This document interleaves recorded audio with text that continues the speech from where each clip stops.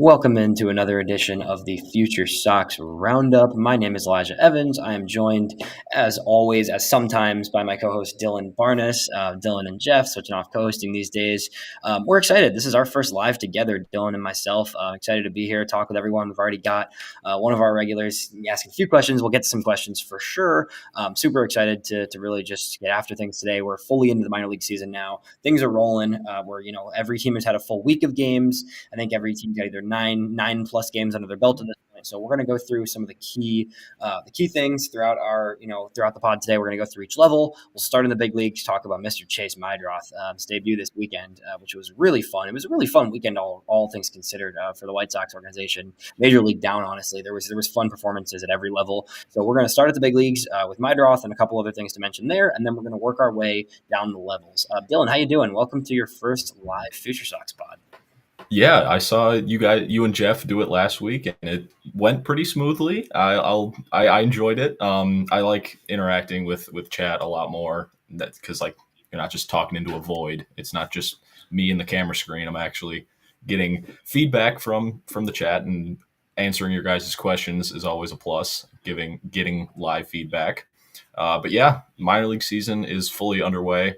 There's been some pretty exciting players that we got to talk about, but we got to start at the top. Obviously, Chase Meidroth, big league debut. I think it was 6 straight on base to start his MLB career. Yeah, man, it was. It's been fun, right? 3 hits, 3 walks, gets on base 6 times.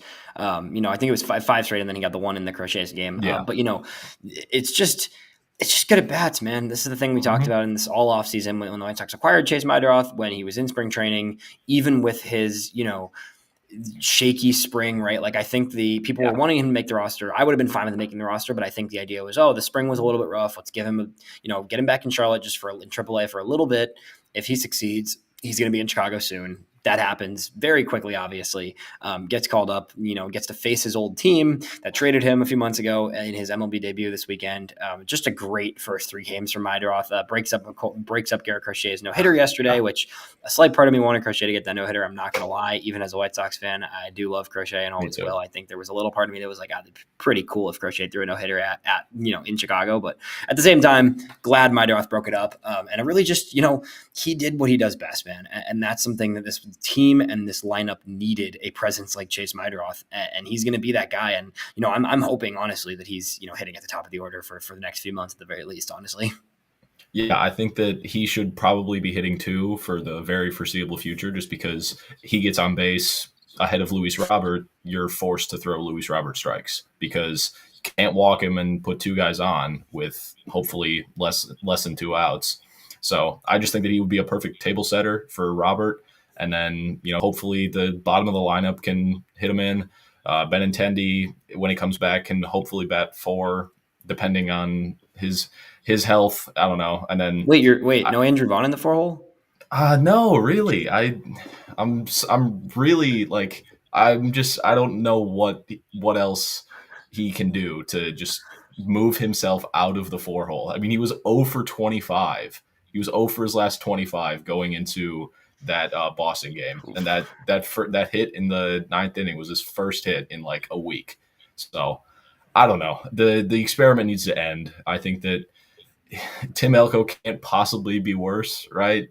I get that he's unlucky. His xwOBA is 200 points higher, but come on, man. You can't be a first baseman where you're supposed to be the big bat in the lineup, and then you roll over every single pitch. It is a lot of rollovers, that's for sure. That's why, a guy like Meidroth, right?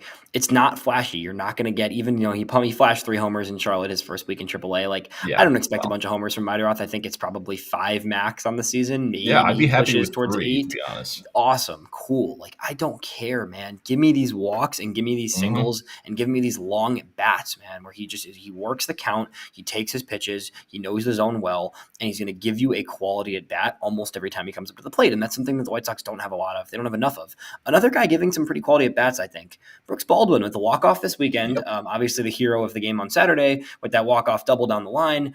Just in general, though, Baldwin looks a little more comfortable the way in these early games than he did in his brief stint in the MLB last year. We saw him have this meteoric rise through the minors last year, and like that put a lot of expectation on his debut last year. And I know both of us we're big fans of him and excited to see him. There's going to be some ups and downs. This still is probably not, Baldwin's not a guy who you're going to see a 900 OPS from in his career ever. Like he's not a player. But what Baldwin provides is a ton of versatility and good contact skills. And that's another thing that, like, I want to see that every day. I don't need to see a lot of these guys that we've seen on this roster so far, and a lot of these guys that we're going to see further into the season. Like, I want Brooks Baldwin and Chase Meidroth playing at least 6 days a week, and I really don't see any reason why they shouldn't be. And they've honestly been the two of the bright spots in an otherwise, still pretty struggling lineup for the most part. Yeah, I think that those two should probably be the middle infield going forward until Colson figures it out or something else happens. Rojas will be back at some point. Rojas, he's going to be back soon. But Colson, maybe he figured it out. I don't know. Ryan Fuller went to Florida to work on things with Colson. His first game back in the lineup, had a multi-hit game, including a homer, but he did strike out twice. And as we all know, the strikeouts have been a killer for him this year. But Baldwin and Meidroth, middle infield, sign me up for that. Those two are probably the two most fun players on the team right now, not named Luis Robert. But just give me more of those guys. Yeah, I'm here for it, man. Well, that's all we really need to discuss on the big league level. Some good performances all around, right, from some of the young starters. Davis Martin had a gem this week. Shane Smith continues to shove. I guess we should talk Shane Smith for a second. Yeah, Shane Smith is like good pitcher. Like he's just very, very good. Like it's not like this is like this guy could be like okay, and and honestly, both of us were kind of wrong when this first happened in the World 5. I viewed him as more of a reliever based on his stuff last year. Like I thought it was more of a long relief profile, which is not a bad thing, but I didn't see him making this leap to being a starter and seeing his stuff tick up the way it's ticked up. Right, like the changeup has been game changing for him. He said that in spring training that development of the change was going to be a key for him, and like has it been a key? Wow, that changeup is disgusting. He threw one at 94 yesterday. I don't know if you saw that one, or was it 2 days ago? Yeah, he flashed a 94-mile-an-hour changeup yesterday, which you're not going to see anywhere really. I mean, that's a Paul Skeens type of velo on a changeup, right? Like that's ridiculous. Most of them are still 90, 91, but great movement overall. The fastball still is at a better place than it was at all last year. He's just a good pitcher. I think the breaking ball still have some room to develop there, but like this is a guy who's right now is already showing early in the season that he belongs in this rotation, and that obviously a lot of the depth rotation wise has been wiped away from injury. So like he doesn't have anybody knocking on the door to take his spot. And like, even if he did, I don't think you could take this guy out of the rotation. Even if Drew Thorpe was healthy, I don't know if it would be Shane Smith coming out of the rotation the way he's been pitching so far.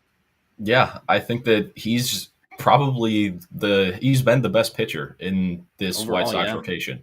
Easily. Yeah, you can make a case for Martin Perez maybe, but I think Smith's stuff has been better. Yeah, I think Smith's stuff has been better for sure. And Perez has been good too. That's another guy who, keep going, Martin Perez. The better he pitches, the better prospect he gets at the deadline, and I'm here for it. That makes all the sense in the world. And, he continues to be a veteran leader on this team as well, which can only help the rest of the pitching staff.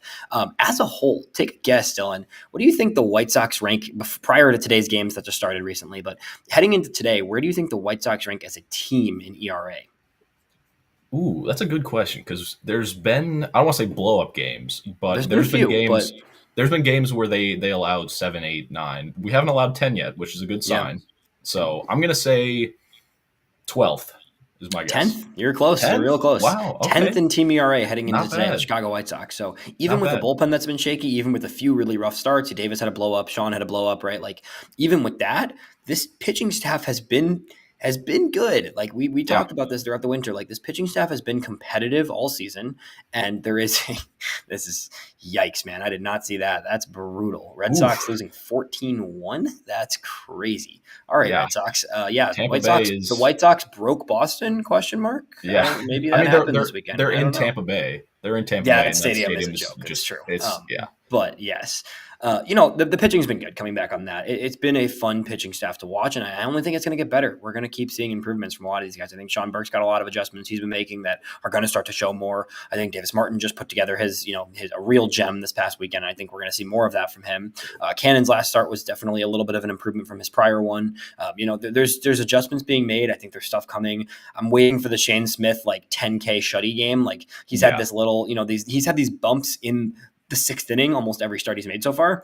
It's just a third time going through a lineup for a guy that hasn't been, his first big league. Like, that's just a natural challenge. Very few rookies are going to thrive in their third time going through a lineup when it comes to that sixth inning, right? I think you're either going to see Smith start to get pulled a little bit earlier, or just keep giving him a leash and just see that step. Like, when he has a dominant sixth inning, that's when it's going to be like, oh man, like, I think that's going to be the next step in his progression from what's already been a very impressive start to his career. Yeah, and the one thing I will note with Smith is that the fastball velo does tick down as the game goes on, which yes, it does. It makes sense because this is his first time starting I think he only made like 14 or something minor league starts. And he was bouncing in between like a long relief role starting. So for him to be even pitching six innings consistently, that's 100%. That's perfect. But just needs to find a little bit more consistency with the fastball later on in games because loses control of it. We saw it in Cleveland. He walked the first two guys. I think three of the four pitches to both guys were fastballs just because he couldn't locate anything else. But yeah, if he can just find the zone with the fastball late in games and just keep the velocity above like 94, that's fine. But yeah, I'm really impressed with what I've seen from Shane Smith so far. Yeah. 100%. It's been great to watch. Let's get down to Charlotte. We'll make our way. This past week, the Knights went 0-6. I did not realize that until I checked today. I knew they had some rough games, but I did not realize they got 6 games swept by the Jacksonville Jumbo Shrimp. So they head into this week at 6-9 overall after a pretty good first week to their season. They're hosting Nashville this week. Who are some of the players in Charlotte that you want to dive into today? The ones that have been thriving recently, and other guys that we should kind of get into otherwise. It wouldn't be a Charlotte Knights talking point without Tim Elko. Tim Elko went 7 for 17 last week. That's a .412 batting average. He didn't homer, surprisingly, but he did have 2 extra base hits, 2 doubles. Only struck out 5 times, which it's under 30%. So I don't know. He did have an off day on Sunday, so we didn't get to see the full 6 games from Elko. So that's only a 5-game sample. But I mean, what more do we need to see from Tim Elko in order for a call-up? Yeah. It's just I don't see the team cutting ties with Vaughn at this point. It's unfortunate. I think that there's plenty of reasons to, but how do you get Elko? I mean, is it a DH at bats? Like, is that what you want to think? I just think if you're going to call someone, I get what you're saying. It's just if you're going to call someone up, I feel like you'd rather give those extra at bats to a Carroll or a Teal than Elko. Yeah. But maybe it's ahead of Teal. Honestly, I mean, Teal struggled a bit the past week or two. I think he had a really hot start and has been ups and downs since. But Teal has had his fair share of struggles in the past week versus Elko, who just continues to produce consistently. What do you like? Is it just simple as DFAing Vaughn and bringing up Tim Elko if you were kind of in that, if that was your mindset right there? Yeah, I think that Andrew Vaughn is not going to get any better. He's just simply not. I think he's probably gotten worse since the White Sox drafted him. So I just don't think that he's worthy of a spot. Like, I know that he was a high draft pick, and cutting a loss like that is not fun, especially he was touted to be the heir to the first base throne in Chicago, and he has just flopped. So I don't know. I think it's tough. And then the hard thing is, like, Andrew Vaughn is less than a year older than Tim Elko, and he has 4.5 years of big league experience. So yes, I don't disagree with you. It's hard to envision a scenario where a guy that's that much older when he's debuting is a priority for the White Sox to get playing time. Yeah, part of it's got to be the draft stock. I mean, of course, I think part of it is the draft stock, but I do think that at least the White Sox can look and say, oh, we've gotten 20 homers from Andrew Vaughn for 4 years, and he's still only 27 years old. Yeah, but it's stagnant. It's not, the issue is it's not, there's no growth. There's no signs of growth. There hasn't been any continual growth from Vaughn the past few seasons. Yeah, and sure, he plays every single game and is going to accumulate those counting stats. But when you look at some of the underlying stats and you take out his yearly hot month that he has, he's the worst first baseman in baseball. Like, that's not even me being biased or whatever. In terms of FWAR, he is the worst first baseman with as many plate appearances as he has since he moved over to first base. Yeah. So I don't know. Tim Elko can't possibly be worse, right? Like, that's sort of my rationale. Could be, but yeah, I get. We won't know. I hear you. I hear you. Who else in Charlotte is kind of sticking out this past week? Owen White, waiver claim from I believe the Rangers. Yeah. I forget which organization he came from, but Rangers, yeah. No, you got it. yeah, 10 and 2/3 innings, 7 hits, 2 earned runs, 9 Ks. Not bad. 1.69 ERA, and he has struggled with walks, but 7 walks last week. But he's kind of showing something in that Charlotte rotation, because if one of those starters in the big leagues goes down with an injury, or later on in the year a trade happens, he could be one of the guys that we see later on in the year, because he's already on the 40. So it's not like we would have to clear a spot. It would just be swapping him for somebody else on the 26 man.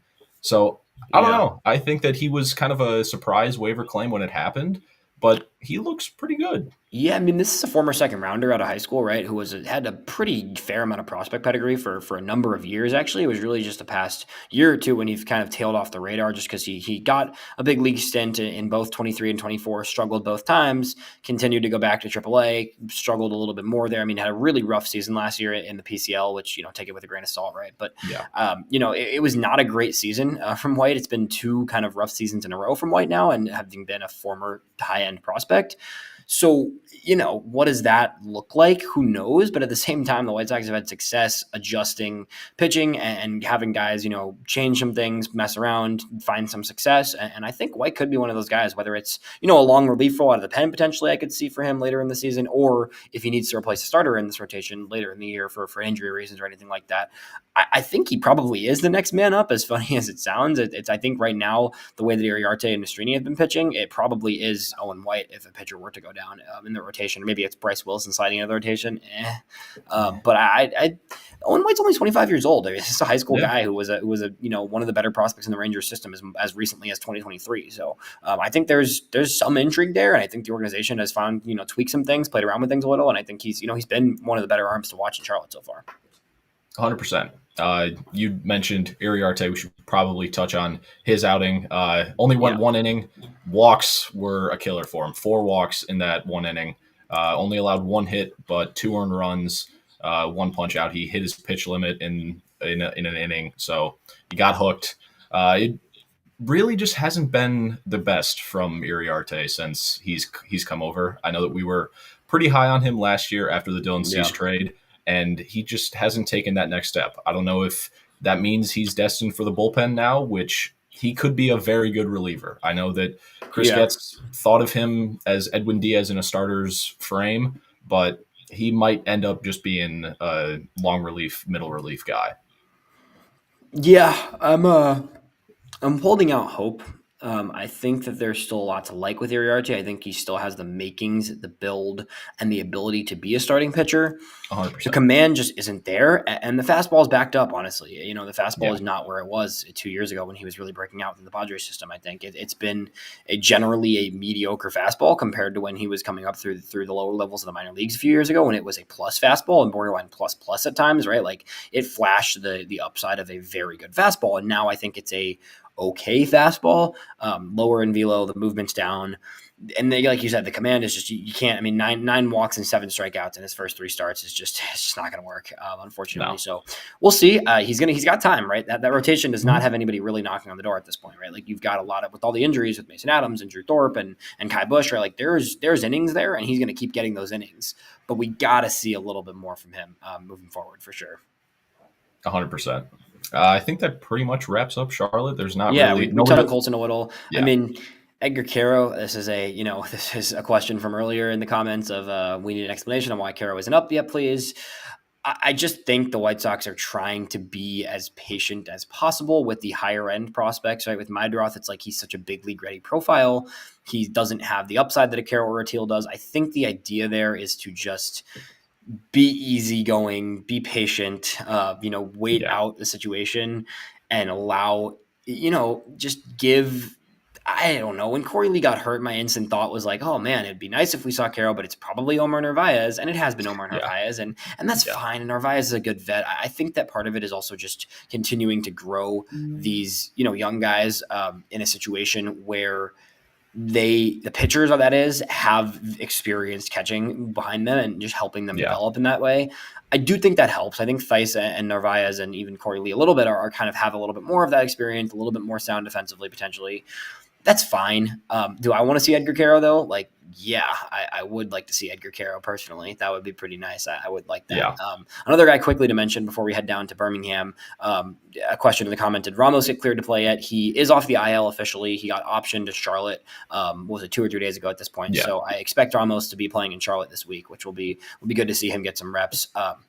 I don't know where exactly the innings come from, but it'd be nice to see if Ramos gets a good hot few weeks in Charlotte. Like, he's already on the 40. Like, there's no risk there, right? Like, you might as well. I would like to see it in Chicago. I'd rather see it in Chicago than some at bats we've seen so far. I mean, I'd be perfectly okay with Lenyn Sosa at bats going to Brian Ramos. I don't know about you, but Yeah. I'd be cool with that. That works for me. If it's a couple games, a game or two at third, a game or two at second, a handful of DH games.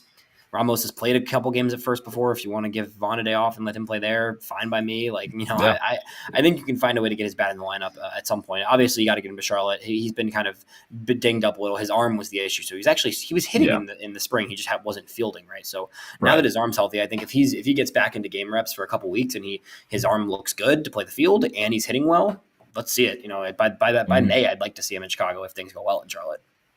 Yeah, I think that if he tears it up for the first couple weeks, and we know Brian Ramos, he's a very streaky hitter, so there's a chance that he performs well over these next couple weeks and earns a promotion. Maybe when Josh Rojas comes back, Nick Maton probably gets DFA'd, and I would be, like you said, I don't know about Maton. Maton might stick around. We'll see. Maybe he gets DFA'd. Maybe. But I think that if Ramos and Sosa just swap places, I think that I would be fine with that, just because we've seen enough Lenyn Sosa and we haven't seen enough Brian Ramos. So I just like to see more of them. Yeah, I'm down for it. Yeah, I'm down for it. Let's go to Birmingham. Yeah, Birmingham went 4-2 this week. Pretty solid week all around. Obviously, one or two rough games there, one particularly rough game mixed in, but a really solid week generally from Birmingham. Going 4-2, they are at home this week. They're at 5-3 now on the season. At home against Biloxi, who is normally very good, but Biloxi 2-7 to start the year. I don't know exactly I haven't looked into Biloxi, but they're usually one of the better teams in the Southern League, and they're 2-7 off the bat. But Birmingham 5-3 at home this week. Isn't Sosa? This is an interesting question. I want to answer this one in the comment real quick before we move on to that. The question is, isn't Sosa better than Vargas? I don't think so. I lean no. I think Vargas has been rough so far for sure. They both have, honestly. I think there's a little more that the White Sox want to see with Vargas. I think there's a little more to tap into, right? A little bit better success in terms of his pedigree, his previous years. I don't know. I don't love either these days, but I think that there's, Vargas is going to keep getting at bats. He's no matter what, he's going to get this whole season to show that he can be a big leaguer. So I don't think that changes. I do think there's a chance that the Sosa innings go somewhere else in the near future. Yeah, I just think that Vargas has been putting together better at bats than what we saw last year. Yeah. And I think that if he can work on his launch angle distribution, I think that he's hitting way too many ground balls right now. I know that he doesn't have he has the highest exit velocity of any average exit velocity of any player without a barrel in the MLB right now. And that's solely because he's just hitting the ball straight into the ground. So I don't know if he can just hit the ball in the air more, I think he'll be fine. But I would just like to see what Vargas has for more than, I think we're on game 40 something of Vargas, so I'm not ready to write him off completely yet. Yeah, I'm ready to see more from him. Birmingham, Dylan, let's shoot. Yeah. What you got down in good old Birmingham, Alabama? William Bergolla, he had himself a week. He went 7 for 19 with a 1.004 OPS, 2 doubles, 4 walks, 1 strikeout. The kid just doesn't strike out. I think that if he is like sort of a Chase Meidroth, Brooks Baldwin type of player, that could be really fun because he's super fast, four stolen bases in last week. If he can be a guy, that Tanner Banks trade is looking real good for the White Sox. Yeah, I mean, you turned a veteran lefty reliever that was going to do nothing for this team into a guy that, he not only, first of all, he very much impressed in camp this year. Like he came into spring training and was clearly one of the younger guys continually getting innings in big league spring training games. And that stands out off the bat, right? Like if you're getting those innings, and he was in all the primary B games along with the top prospects in the organization, spent the entire year last year in high A, announced in April by Paul Yanish that he was going to start in double A. Bergolla is 20 years old and will be 20 this entire season. An entire season of a 20-year-old middle infielder in Birmingham, that jump is a huge jump at his age, and generally the high A to double A jump for hitters is already the biggest jump in the minor leagues. It's notorious for being that, right? It's going to be fun to watch what he can do because he is that mold of just gets on base, doesn't strike out. Like last year, he had 38 strikeouts, man, the entire season. That's in 89 games, 38 strikeouts, 29 walks, 27 stolen bases last year. This year so far, 5 walks, 4 strikeouts, 4 stolen bases. Get on base, steal bases when you're on base, don't strike out much. Pretty good combination to at least be a big league bench guy, right? Exactly. And if that's all he is, fine. Because at the end of the day, you got him for a lefty reliever who was like 32. And wasn't going to be part of the future at all. Yeah. You're playing with house money. So if he develops into anything, I think that's a win. Yeah, and it's fun to see. He's still getting some games at short. He is playing some short. Jacob Gonzalez and Bergolla are kind of doing the flip-flop thing at short and second base right now. Probably a second baseman. Bergolla is listed at 5'9". He's probably more like 5'8". He's definitely a small dude, probably a second baseman. But, hey, keep that range up, versatility. Actually, I didn't even realize he's been the primary shortstop in Birmingham. He has 6 starts at shortstop compared to Jacob Gonzalez's 3. So, or 2. So in 8 games, 6 of the 8 have been Bergolla starting at shortstop. So an interesting note there. I think that I'm fine with it. Even if he plays second long term, he's only going to keep getting better by playing short in Birmingham for now. 100%. He was the best hitter from that Birmingham lineup this past week, but the pitching was really fun. We know about the big 3 of Schultz, Smith, and Taylor, but the unsung hero from last week, and honestly last year, was Riley Gowans.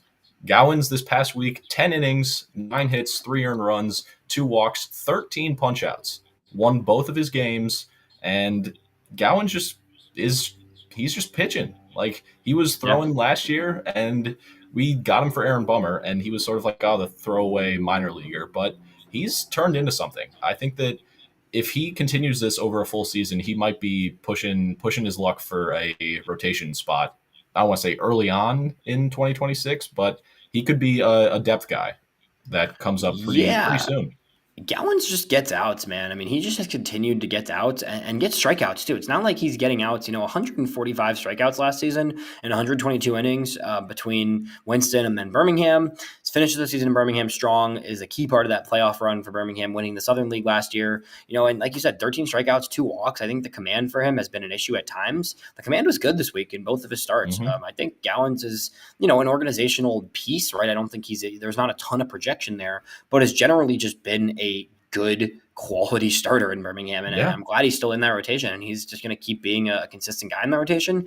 Probably the first guy up to Charlotte, honestly. When Charlotte needs a starter, if they decide to promote someone from within, I think he's probably the first guy that gets up to Charlotte this season from that group. I would 100% agree. We saw Grant Taylor. Yeah, we saw Grant Taylor for the first time. I believe it was on Thursday or Friday. Yeah. It was one of those days. Yeah. 3 innings, 1 hit, no runs, no walks, and 3 innings, 1 hit, 2 walks, 3 Ks.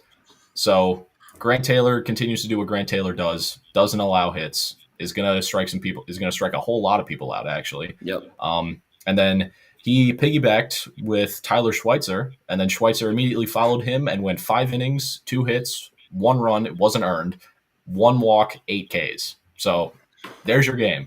That was that was a pitching masterclass, that game. It's a disgusting piggyback. Like we knew there was going to be someone that got crunched out of the rotation per se in Birmingham. And it's not really even a crunch out because Schweitzer's going to get 5+ innings every time he goes out to the mound following Grant Taylor because Grant Taylor's on this innings restriction.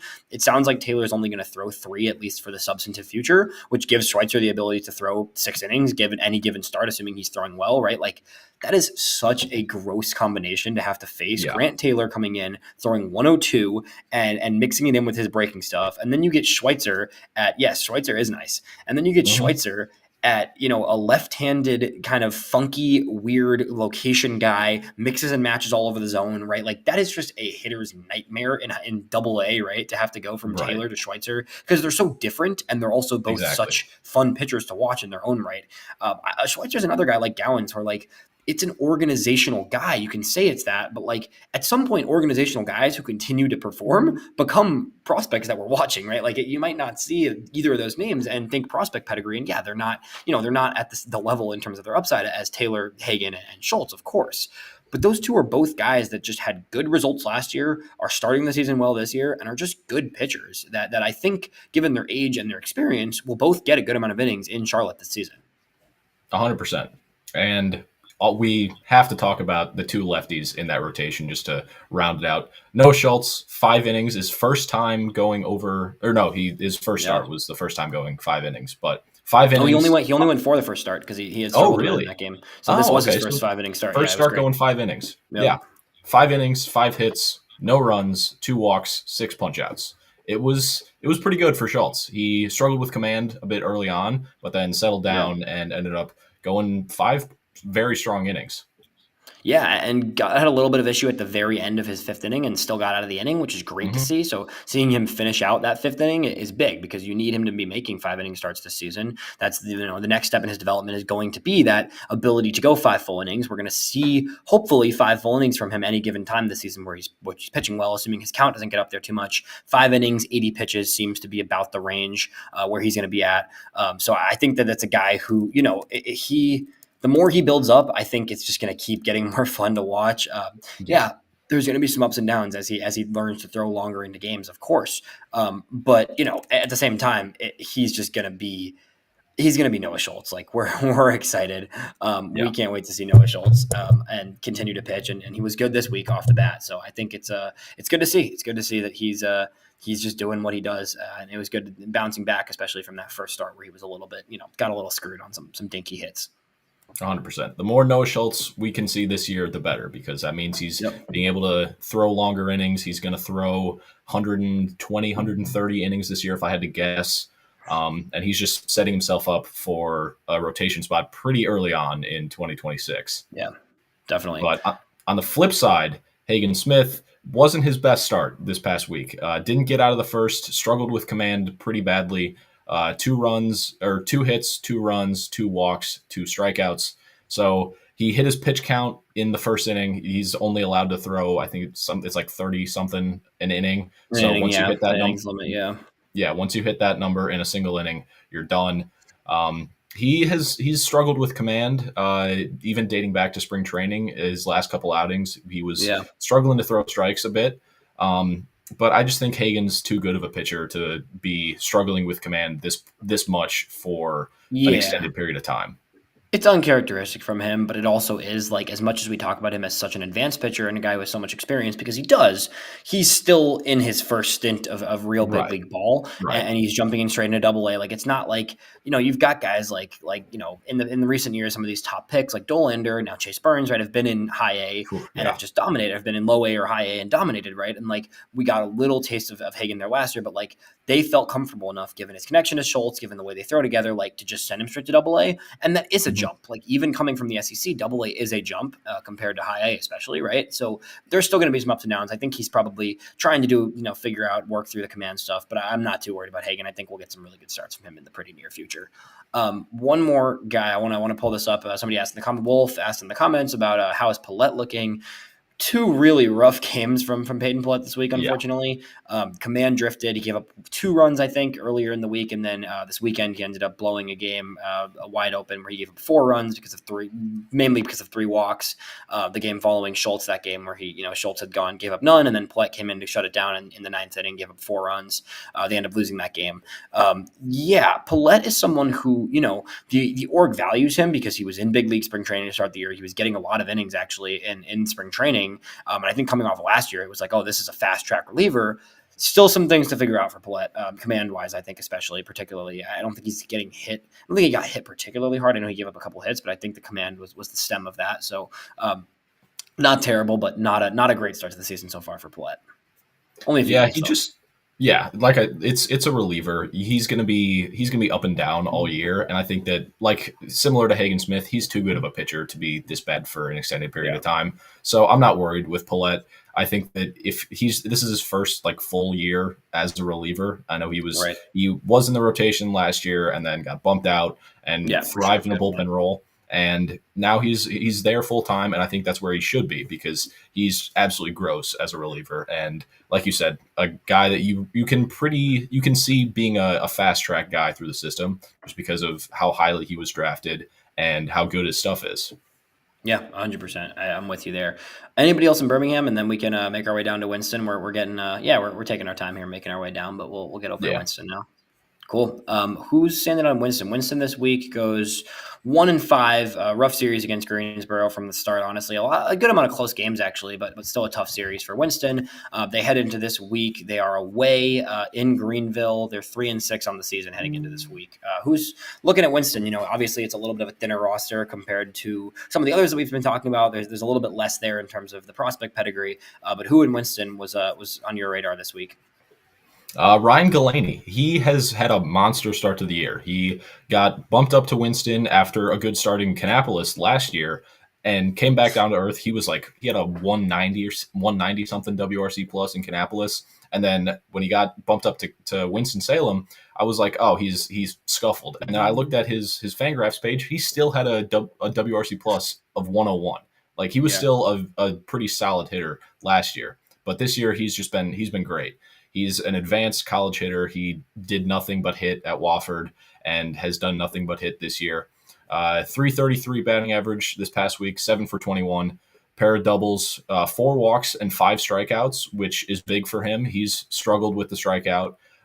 So if he can cut down some of those strikeout numbers and boost those walk numbers, he could be a guy because his exit velocities are absurd. He hits the ball really, really hard.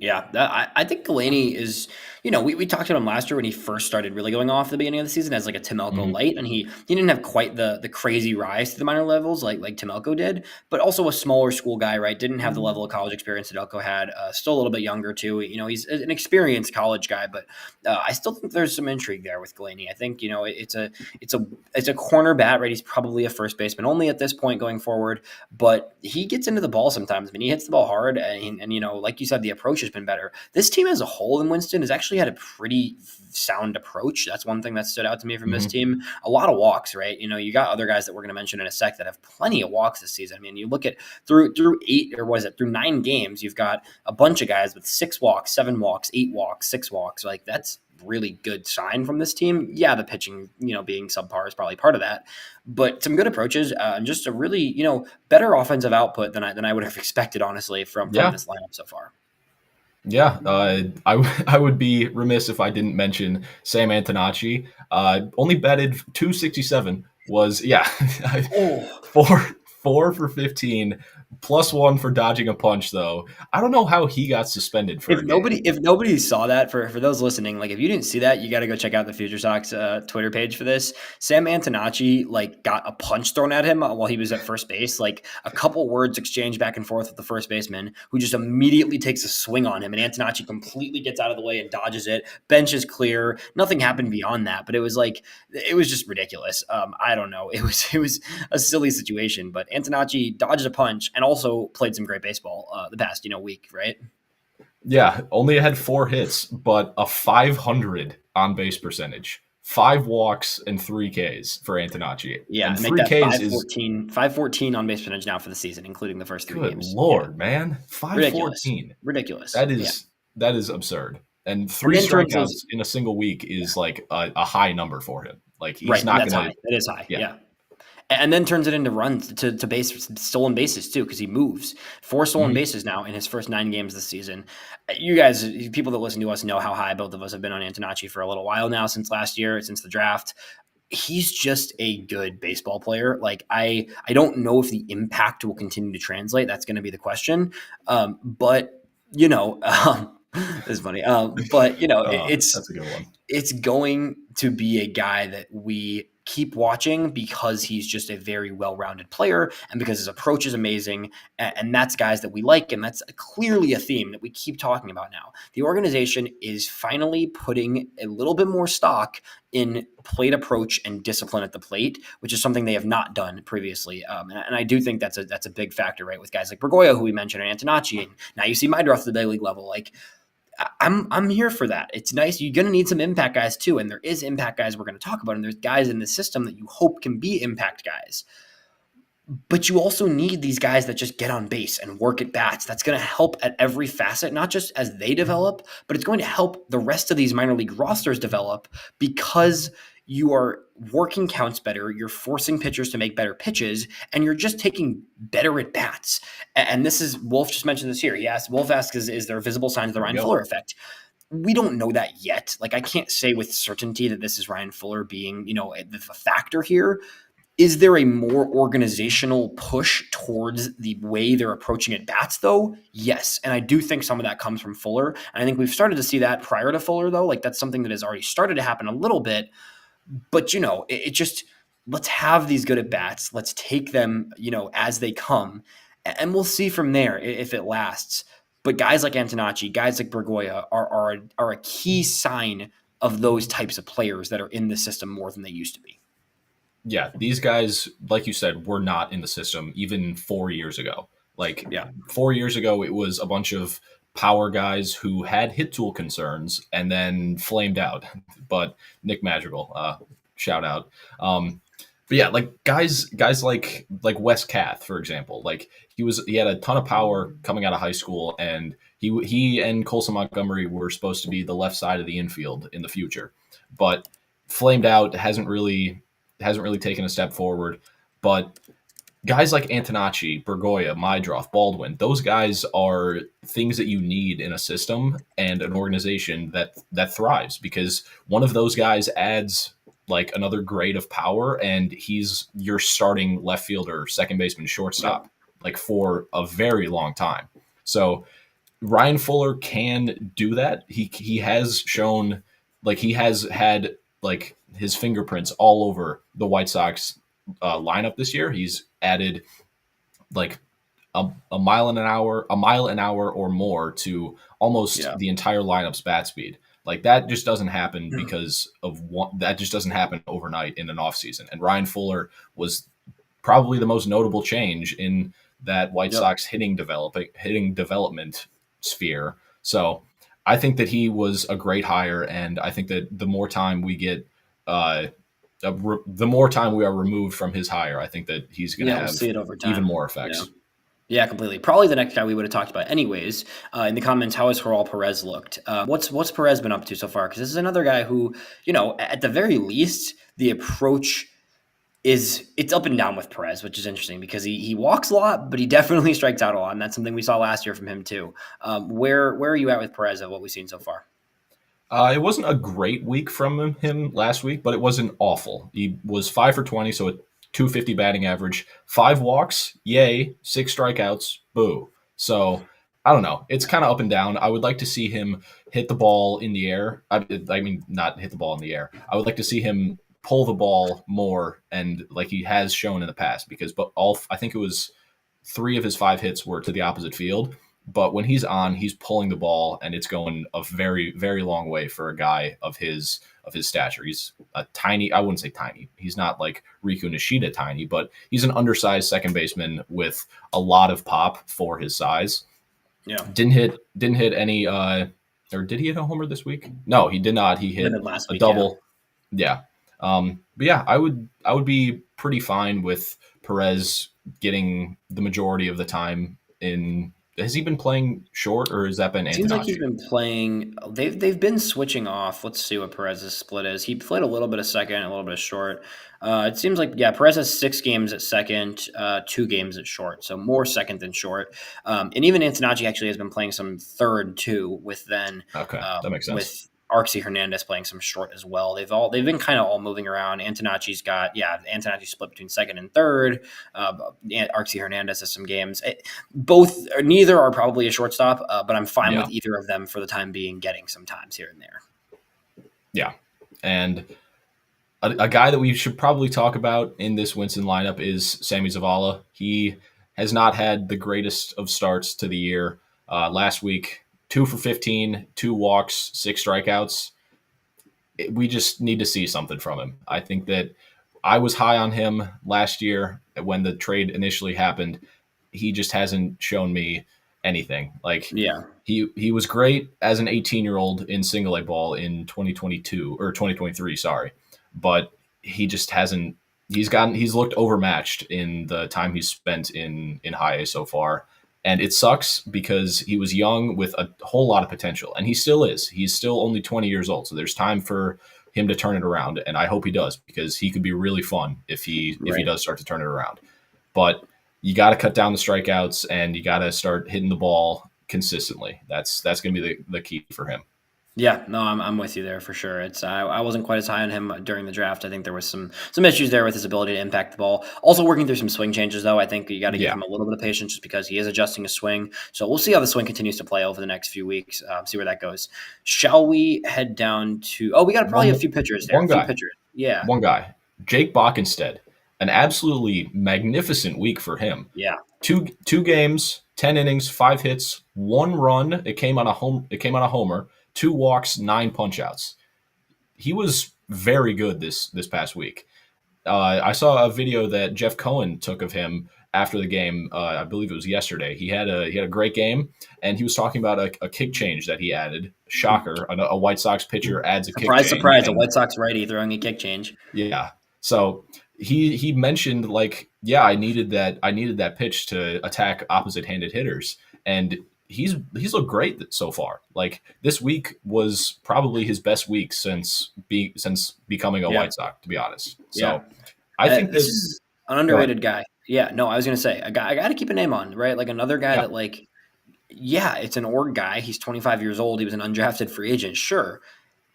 He keeps pitching well. He had a good year last year, and up and down last year. I think he was struggled in Winston when he got there last year after doing pretty well in Canny, but great start to the season for sure. 100%. Also, one more. Phil Fox, 3 innings, 2 hits, 1 run, 5 punchies.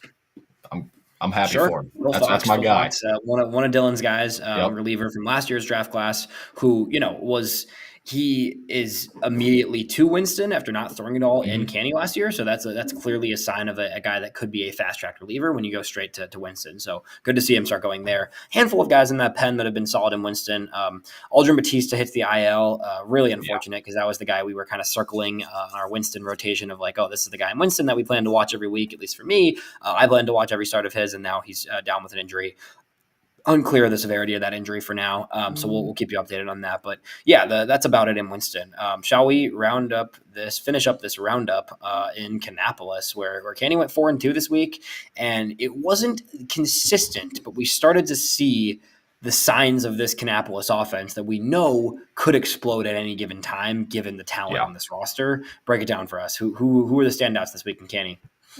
Hold on, let me pull up the stats. So Canny, pulling up, they went 4-2 this week. They're 5-4 now on the season. They're at home this week against Columbia. Always a fun matchup between Columbia and Kannapolis, two somewhat rivals in the Carolina League. Hold on. In that Canny lineup, I think it was either Saturday or Friday. They had a doubleheader, so they were only playing 7 innings. In either game, they were down. I think it was 7 or 8-0 in like the bottom of the 4th inning. The top of the 5th, they score 11 runs, and it just where did it come from? This was 11 runs, 17 batters in an inning. Pretty ridiculous. Like what in the world? That's the type of talent on this lineup, and it hasn't come through fully so far. It's just we will see, but. It's such a talented lineup, man. When it's at its best, it is such a talented lineup. Yeah. Two names that I will mention. Both of them are some of my favorite guys in the organization. They both had great weeks this past week. Javier Mogollon, 8 for 21. That's a .381 batting average, a double, a triple, and his first professional homer. He got into one and sent it out over the left center wall. 3 walks, 7 strikeouts, though. So he's struggled with it a bit.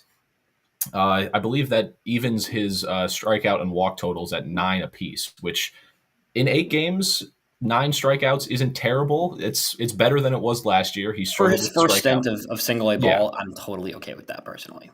Yeah, he struggled with the strikeout a bit last year. So for him to cut those numbers is a good sign. So I'm very happy to see that. Also swiped 4 bases, which I'll get to it later, but this Canny lineup stole a lot of bases this series, and he had the only caught stealing. He was 4 for 5, and he had the only caught stealing of the series. I'll just say it now. They were 20 for 21 on stolen base attempts in 6 Nuts. games. Nuts. So, and the second guy I have to mention is Braden Montgomery. He had himself a week, 7 for 20, a double, 4 RBIs. Did strike out 7 times though, so it wasn't perfect, but he did have a great week, and he just continues to be a mainstay in the middle of that Canny lineup. He's racking up RBIs. I think he already has like 11 through 8 games, which is ridiculous. That, like we said, that Canny lineup is going to score runs, and they're going to score them in bunches. Yeah, they're going to score him in bunches for sure. I think Montgomery's swinging hard. I think that's where the strikeouts are coming from a little bit. He's ready to hit. I think he's ready to just be in games after such a long delay of not playing games for almost a year. Like, he just looks ready to go. I don't think he's there long. I think I doubt that it. Montgomery's there because he's getting everyday reps in center field, which I think it sounds to me like the organization wants to get Braden Montgomery reps in center field, and that's something that has been a point to make so far. So that's why McLean's still getting reps in center as well. But he still is the guy that, in this lineup we're circling as like the superstar potential guy. There's other guys that also have a ton of potential, but Braden Montgomery is hopefully going to be that guy. And I do think that by May at some point we're going to see him make his way to Winston. 100%. Caleb Bonnemer also hit his first professional home run. I saw that in the chat. Yep. But he had a pretty good week. 5 for 20 with a walk and 6 punch outs, which isn't great for him. But he's young. It's his very first taste of professional baseball, so I'm not that worried. Did have 2 doubles. Did have 3 stolen bases also. So that Canny lineup is going to run. People just mentioned this in the comment, like it is really easy power for Bonnemer. Like, that homer was one where he just kind of turned on it, quick hand it, and it was well gone, and it was struck well. Yeah, he's got pop, man. He's got some serious pop, and he's got the athleticism. We're starting to see the speed coming. We're seeing his range show at shortstop. He's getting reps at shortstop. He's also getting reps at third base, which I think is interesting because Colson Montgomery, when he was coming up, it was always shortstop, shortstop, shortstop. Bonnemer, it's yes, he's a shortstop. We also think if he's going to be a third baseman at any point in his career, we should get him some innings there. And then they are getting some innings there. 5 starts at short, 3 starts at third. I am totally cool personally with seeing Bonnemer do a little both. I think it's good for him. I think it's good for his general experience to continue to get innings at both short and third. His arm is going to keep him on the left side of the infield. It's just a matter of if his range, as he grows and fills out even more, he's already a really strong big dude. If he grows even more, fills out even more, then it's probably a third base thing because the range will be decreased. Versus if he stays kind of where he is right now with the body and gets even a little more athletic as he grows, then maybe he sticks at shortstop. He is just super exciting. I'm just pumped to watch this guy play this season because I think you can look at the swing and envision a guy that really starts to tap into some juice and shows a lot in the future. Yeah, a couple guys. Go ahead on Bonnemer, and then we'll keep going. Okay, yeah, he's just a massive, massive human. I think that if he does end up going to third, I think we'll start to really see. We're going to start to see him take off because third base, it's not as hard on your legs as short. And if he ends up being a third baseman, which I think he probably will, just because I think he gets a little bit bigger as he gets older, he's gotten Brady House comps in the past, and Brady, he's gotten comps to Brady House, and Brady House has comps to Austin Riley. So by transitive property, that means that we can compare Caleb Bonnemer and Austin Riley. So I was waiting for this breakdown, Dylan. I was waiting for this. Thank you. Yeah. But yeah, I think that if Bonnemer ends up shifting to third, I think he's going to be a fantastic third base. I think that his profile, to be honest, is more suited for third base. But with the amount of power hitting, I don't want to say free swinging shortstops that we've seen over the past couple of years, thank you. Like Ellie De La Cruz, he's an anomaly. I'm not saying that Caleb Bonnemer is Ellie De La Cruz, but when you have that type of power, you're allowed to whiff a little bit more. And he doesn't have the pop that Ellie does, but he can shift to third and be more than fine. Yeah, these comps are getting a little crazy, but I do like Caleb Bonnemer. I do think there's a lot in the tank there. Going to be excited to see. The thing about this lineup, too, is like a couple of the mainstays in this lineup have not gotten going at all yet. Yeah. Slow starts the year from George Walkout, still finding himself. Stole a few bags, walked a few times. Those are all good signs for George. Still striking out a lot. Hasn't had the, those big power swings yet. Like, it's only a matter of time. We say that now, and like tomorrow, he's probably going to hit a 450-foot bomb because that's who he is. Yeah. And that's what he does. Not worried about that at all. First few games of the season. 7 games so far. Same thing for Nick McLean and Casey Sauke, both, but 3rd and 4th round picks from last year. Slow starts in general. I just think those guys are, at the beginning of their professional careers. Sauke's DHing, McLean's playing a little left, a little left, and a little center. A lot of good, at bats from McLean. 7 walks, like we said. A lot of guys in this lineup are walking, right? So McLean, even in a little bit of a slow start offensively, hasn't really had any extra base hits yet. Still getting on base at a decent clip. All 3 of those guys, like, if those guys start hitting, this lineup is one of the better lineups you could possibly find.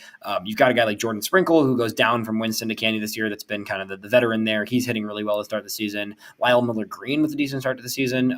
Has some 7 hits, 5 extra base hits from Lyle Miller Green in his first 8 games of the season. So pretty fun there from LMG, a guy that we also kind of think is more of an org guy, right? But has ridiculous power. Like, this lineup as a whole, fun to watch. Power is there for sure, and it's going to get more fun when Walkout and McLean and Sauke start hitting even more too. 100%. Quick note on Jordan Sprinkle. If you wanted to know where those 21 or 20 stolen bases came from, he was 7 for 7 on steals this past week. It's ridiculous. I watched Jordan Sprinkle play. It's unfortunate, right? A 4th round pick who really has not found his groove the past 2 seasons in minor league baseball. Went to my college, so I watched him play when he was a few years ago before his draft season.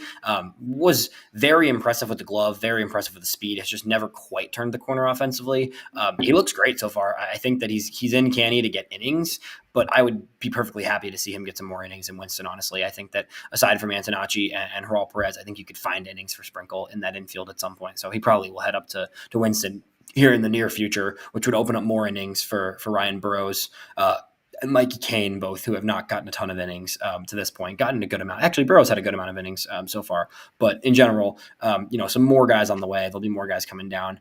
That's most of what we got. Any other pitchers? Any pitchers you want to mention in Canny? There's a few pitchers to mention there. Yeah. There was one big one. Christian Oppor, 4 2/3 hitless innings, 3 walks, 10 strikeouts in his professional baseball debut. Wow.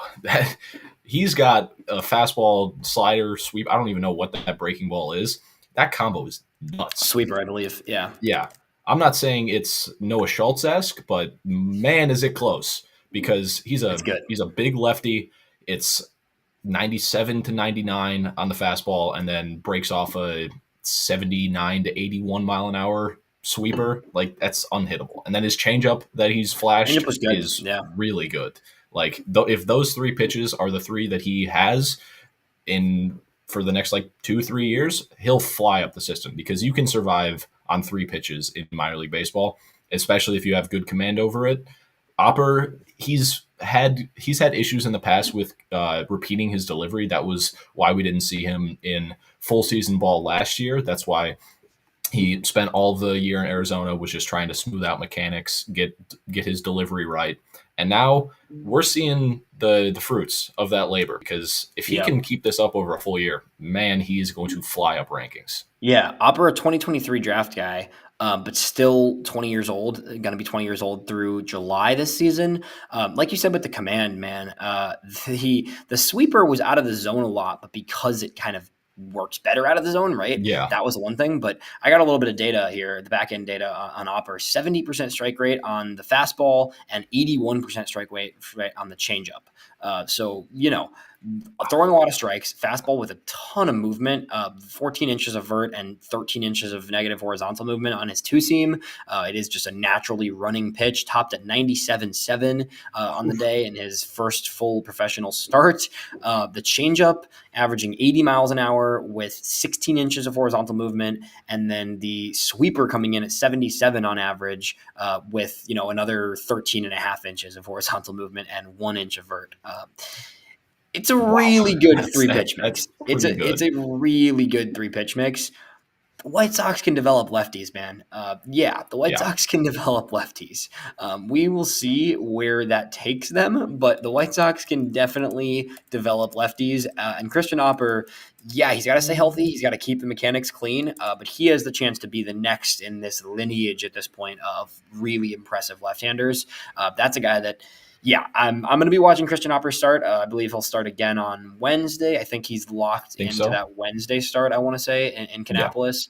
Um, I'll be watching Christian Oppor for sure. Oh yeah. I'm ready to see more Christian Oppor. I also want to mention Mason Moore. Mason Moore has looked pretty solid through Yep. in Kannapolis. This is a guy who's is still. It was someone who we kind of pinpointed as like a little bit of a good value find in the draft last year because he was a really good sophomore in college at Kentucky and then really struggled his junior year, right? So you're kind of buying the dip on him, right? A guy who you'd seen even better stuff from in the past.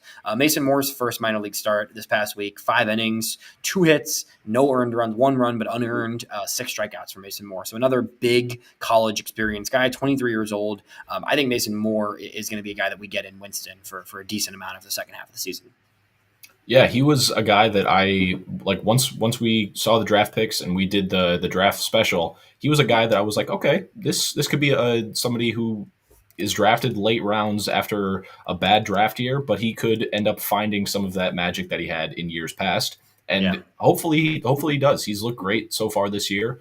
I like his pitch mix. It's I believe it's 5. I think it's fastball, sinker, curveball, changeup, slider. I could be wrong I there. think he mixes and matches a lot. I'm not sure what the breaking balls are, but I know he does mix at least 4 or 5 pitches for sure. Yeah. Yeah, so it's a lot of different pitches. He mixes looks.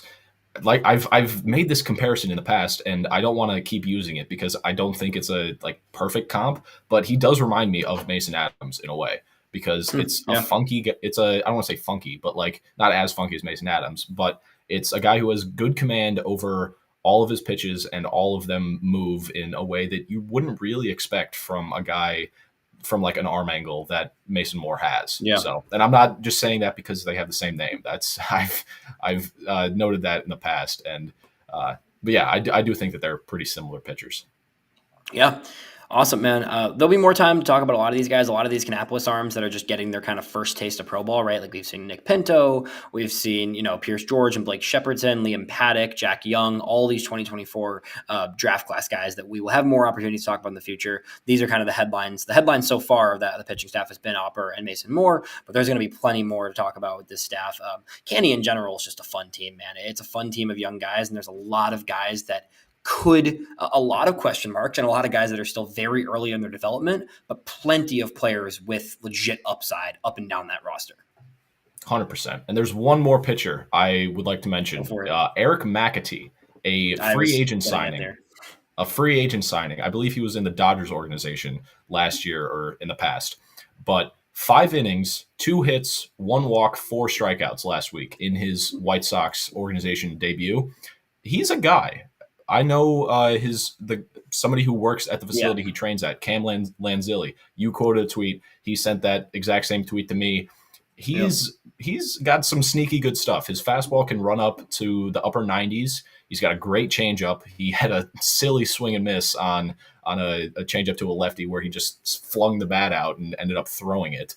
But the White Sox could have a pretty sneaky relief group in these lower minors because guys like Pierce George, Blake Shepardson, those guys throw 100 almost every pitch, and then guys like Jack Young. Like Jack Young closed multiple. He has 2 saves on the year, and he won't touch 90. He's a side army guy, similar to Penn Murphy, where a sinker goes right and the slider goes left, and that's the 2 pitches that he has. Like, and nobody hits him because it's so funky and it's so slow that it's just tough to barrel and it's tough to even put a bat on it. So I really like some of these bullpen arms in the lower minors. I know that nobody is excited for bullpen arms, but single A.